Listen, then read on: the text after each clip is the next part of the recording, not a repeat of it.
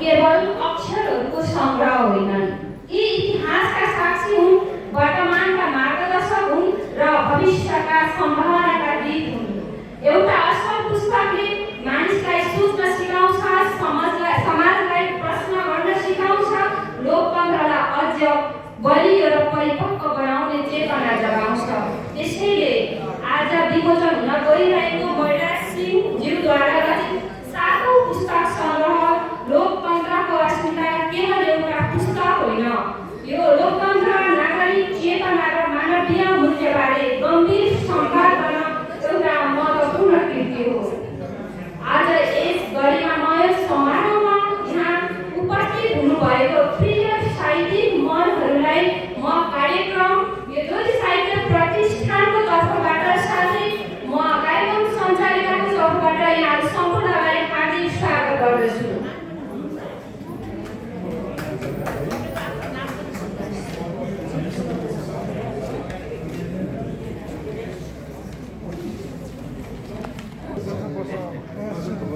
साथै आजका यस कार्यक्रमका विशिष्ट अतिथिज्यू हुनुहुन्छ, यहाँहरूलाई म नाम उच्चारण गर्छु। यहाँहरू अगाडि स्थानमा आएर आसन ग्रहण गरिदिनुको लागि हार्दिक अनुरोध गर्दछु।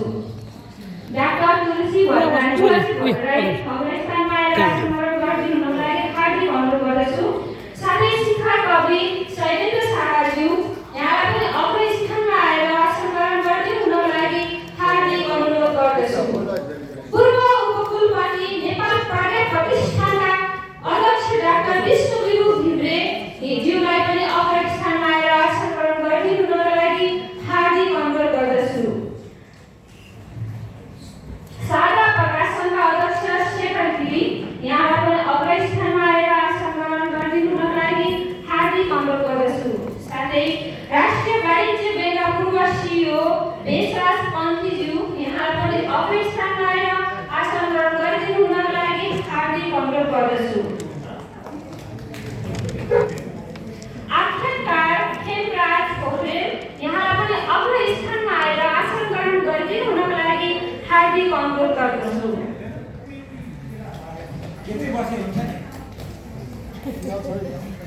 राजकुमार श्रेष्ठज्यू यहाँलाई पनि अग्र स्थानमा आएर आसन ग्रहण गरिदिनुको लागि हार्दिक अनुरोध गर्दछु।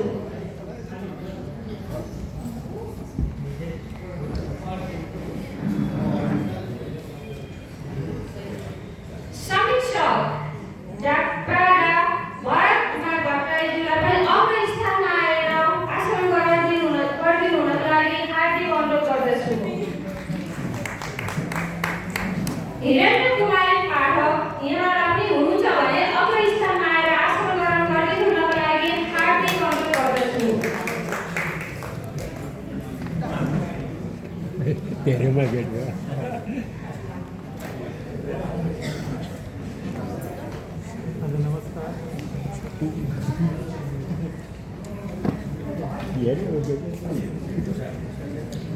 गजलमाली ज्ञानवागर पौडेलज्यूलाई पनि अग्र स्थानमा आएर आसन ग्रहण गरिदिनुको लागि हार्दिक अनुरोध गर्दछु।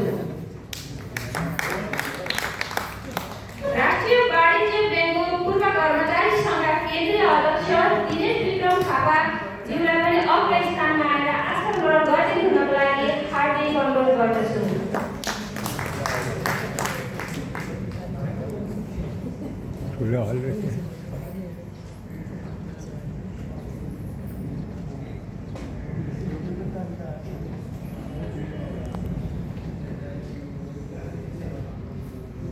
कथाकार माया ठकुरी हुनुहुन्छ भने अग्र स्थानमा आएर आसन ग्रहण गरिदिनुको लागि हार्दिक अनुरोध गर्दछु।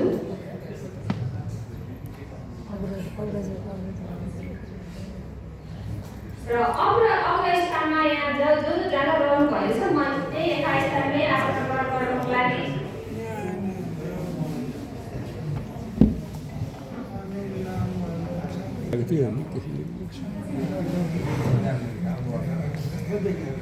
साहित्यकार उषा शेषन यहाँलाई पनि अग्र स्थानमा आएर आसन ग्रहण गरिदिनुको लागि हार्दिक अनुरोध गर्दछु। पुष्कर गोवर्नी सर यहाँलाई पनि अग्र स्थानमा आएर आसन ग्रहण गरिदिनुको लागि हार्दिक अनुरोध गर्दछु।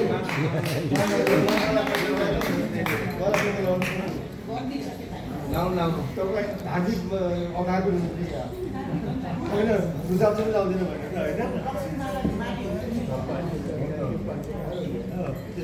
साहित्यकार लक्ष्मी माली यहाँलाई पनि अपरेसनमा आएर आसन ग्रहण गरिदिनुको लागि हार्दिक अनुरोध गर्दछु। त्यस पछाडि हामी अपरेसनमा जतिजना खाली हुन्छ त्यस ठाउँमा अपरेसनमै आसन ग्रहण गर्नुको लागि म आमन्त्रण गर्छु। यहाँहरू यथास्थानबाटै आसन ग्रहण गरिदिनुको लागि हार्दिक अनुरोध गर्दछु। अब विशिष्ट हाम्रो व्यक्तित्व हुनुहुन्छ डाक्टर विष्णुहरि नेपाल, यहाँलाई अपरेसनमै बसेर आसन ग्रहण गरिदिनुको लागि हार्दिक अनुरोध गर्दछु।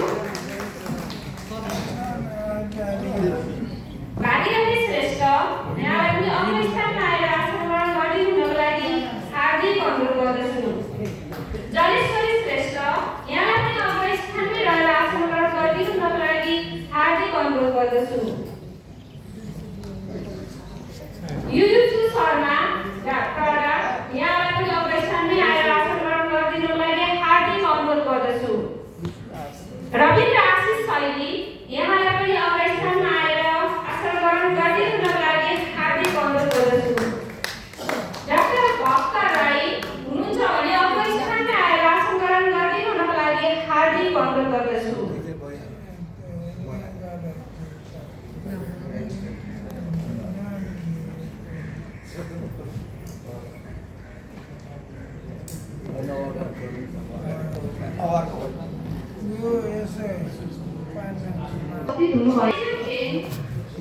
कर्मचारी संघ केन्द्रीय अध्यक्ष